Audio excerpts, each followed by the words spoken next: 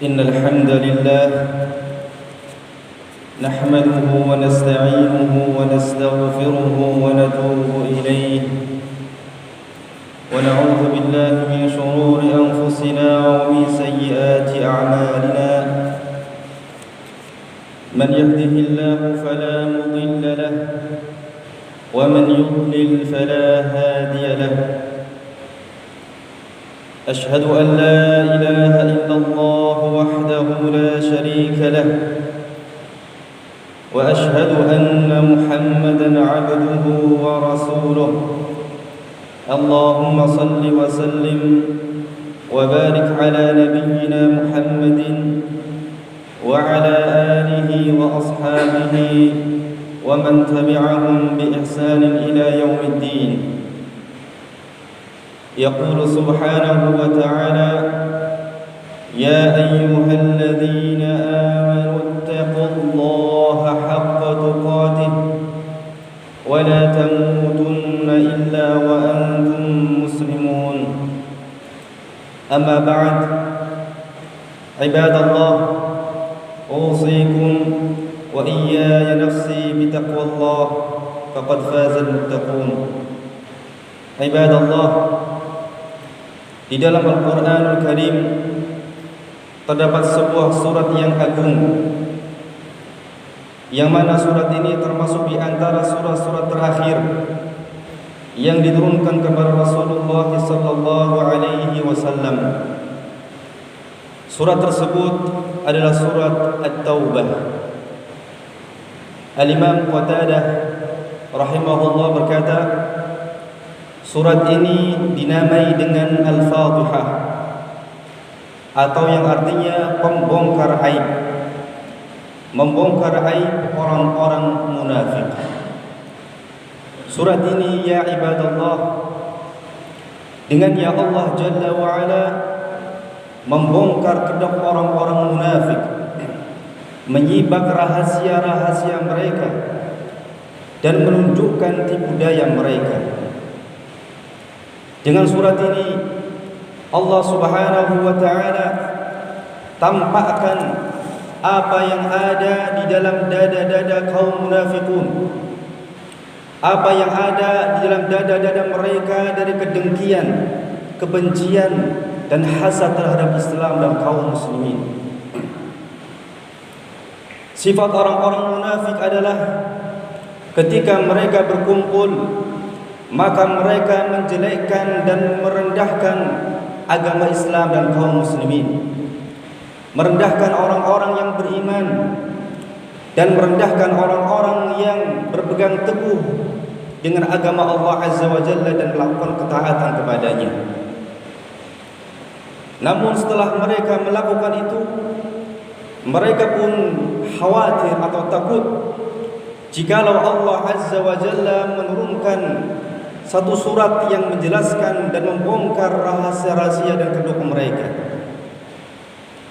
Allah Azza wa Jalla berfirman dalam surat At-Taubah ayat 64, "Yahzarul munafiquna an tunazzala 'alaihim suratun tunabbi'uhum bima fi qulubihim. Qul istahzi'u innallaha mukhrijum ma tahdharun." Orang-orang munafik takut atau khawatir Allah Azza wa Jalla menurunkan ayat tentang mereka yang akan menyatakan atau menyingkap apa yang ada dalam dada-dada mereka atau hati-hati mereka. Katakanlah kepada mereka, wahai Muhammad, teruskanlah ejekan kalian, olok-olokan kalian kepada Allah Azza wa Jalla dan Rasulnya. Sesungguhnya Allah akan menampakkan apa yang kalian takutkan tersebut. Ibadallah, Allah Azza wa Jalla turunkan surat At-Taubah untuk menampakkan kebencian orang-orang munafik terhadap Islam dan kaum muslimin. Kita bisa lihat beberapa ayat dalam surat ini. Allah Subhanahu wa ta'ala menjelaskan tentang sifat-sifat mereka. Dalam surat ini Allah hanya menjelaskan tentang sifat dan tabiat mereka serta tipu daya mereka dan yang sejenisnya. Allah Azza wa Jalla tidak menyebutkan nama-nama orang-orang munafik. Hal ini dikarenakan Allah Azza wa Jalla hendak mengabarkan kepada kita sekalian bahwa sifat orang-orang munafik sepanjang zaman dan sepanjang generasi adalah sama, tidak akan pernah berubah. Firman Allah Subhanahu wa taala, "Yahdharul munafiquna an tunazzala 'alaihim suratun tunabbi'uhum bima fi qulubihim. Qul istahzi'u innallaha mukhrijum ma tahdharun.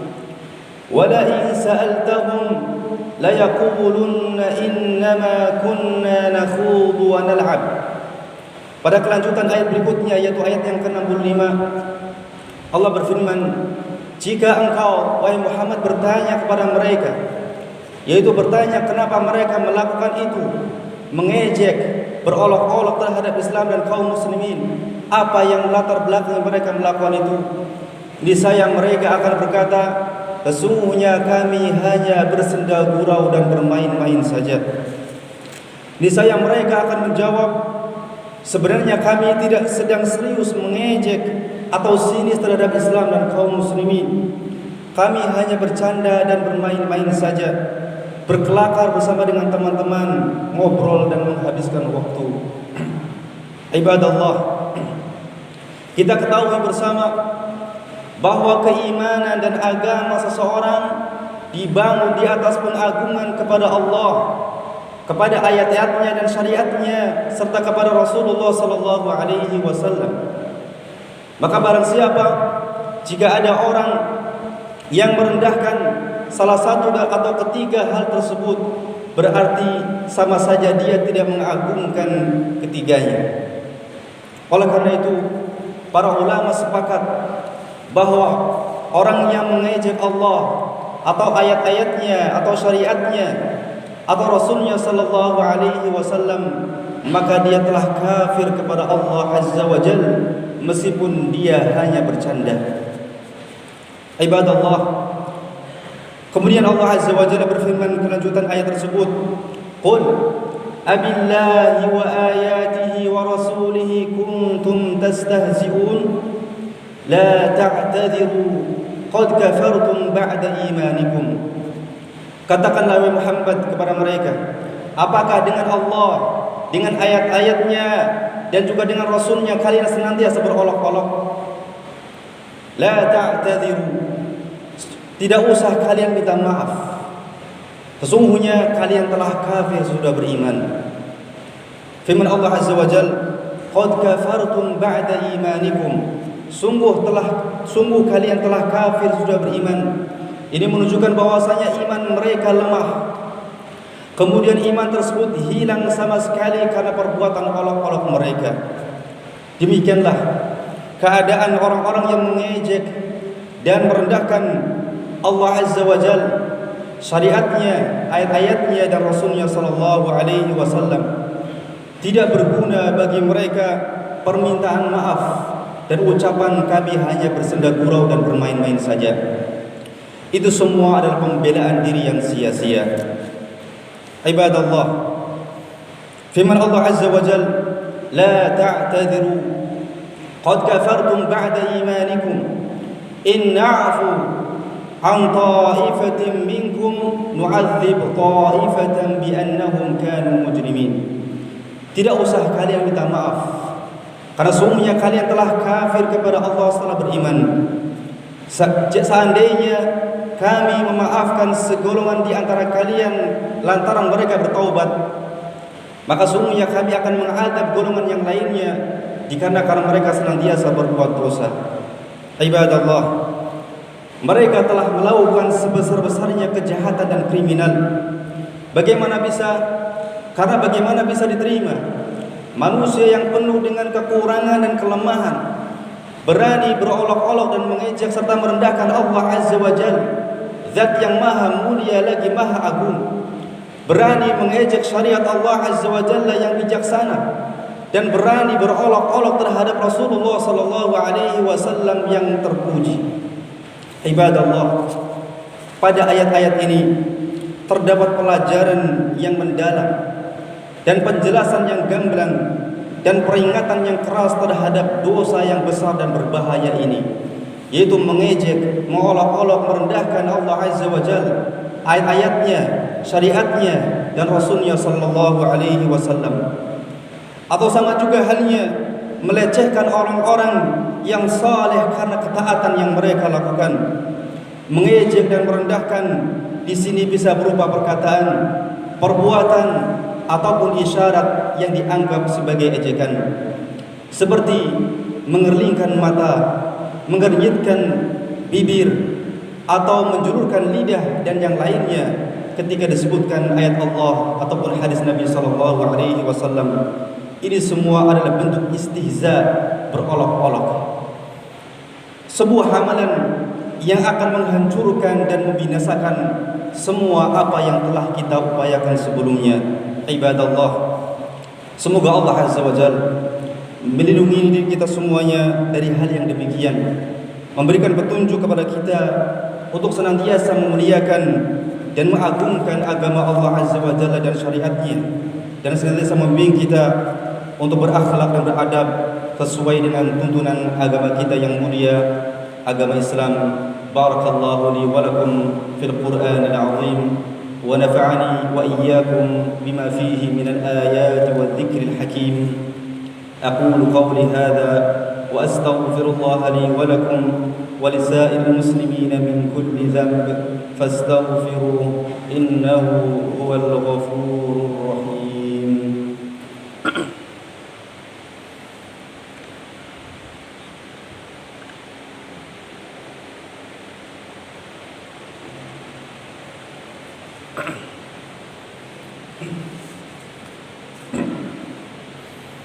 Alhamdulillahi Rabbil Alamin, wa bihi nasta'inu ala umuri dunya waddin, wassalatu wassalamu ala ashrafil anbiya'i wal mursalin, wa ala alihi wa ashabihi wa man tabi'ahum bi ihsanin ila yaumiddin. Amma ba'd.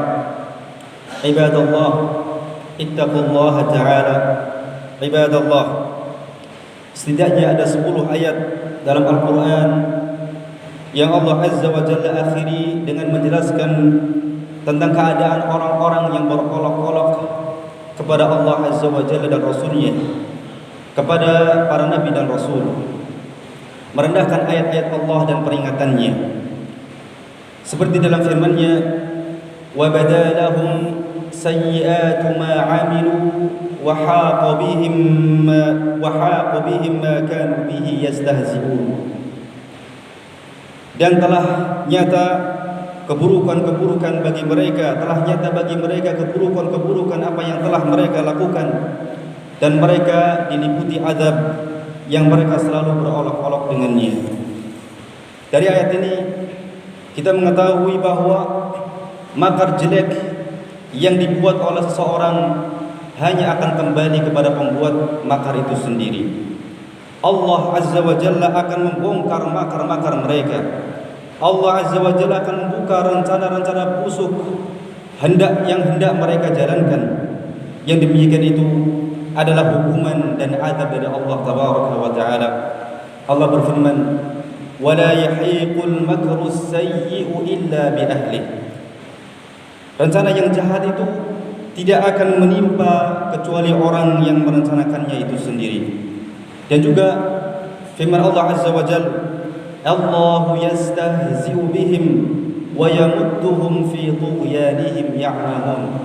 Allah akan membalas olok-olok mereka dan membiarkan mereka terombang-ambing dalam kesesatan. Ibadallah, terkadang kita dapati orang-orang yang mengolok-olok agama Allah tersebut, kita mendapatinya memiliki kesehatan, kemapanan hidup, kelapangan rezeki. Namun pada hakikatnya itu adalah siksa bagi mereka. Bisa jadi mereka tetap mendapatkan hal-hal tersebut, padahal mereka tidak berhenti untuk mengolok-olok agama Allah Tabaraka wa Ta'ala, hingga nanti pada akhirnya mereka akan merasakan adab yang pedih dari Allah Tabaraka wa Ta'ala. Wal'iyadu billah, nas'alullah as-salamata wal'afiyah. Ibadallah, sallu wa sallimu ra'akumullah ala Muhammad ibn Abdillah كما أمركم الله بذلك في كتابه الكريم حيث قال إن الله وملائكته يصلون على النبي يا أيها الذين آمنوا صلوا عليه وسلموا تسليما اللهم صل على محمد وعلى آل محمد كما صليت على إبراهيم وعلى آل إبراهيم وبارك على محمد وعلى آل محمد كما باركت على إبراهيم وعلى آل إبراهيم إنك حميد مجيد اللهم اغفر للمسلمين والمسلمات والمؤمنين والمؤمنات الأحياء منهم والأموات اللهم أعز الإسلام والمسلمين اللهم أعز الإسلام والمسلمين اللهم أهلك الكفرة والمشركين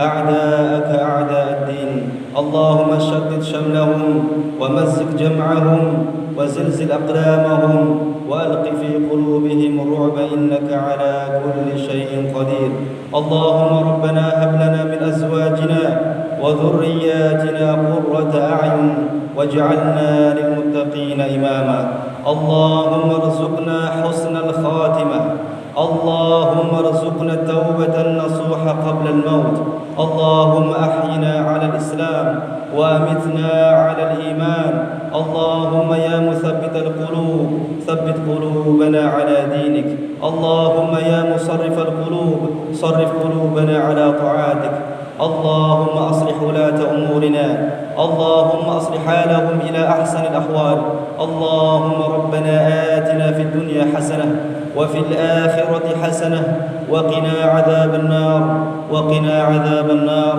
وصلى الله على نبينا محمد وعلى آله وصحبه وسلم وآخر دعوانا أن الحمد لله رب العالمين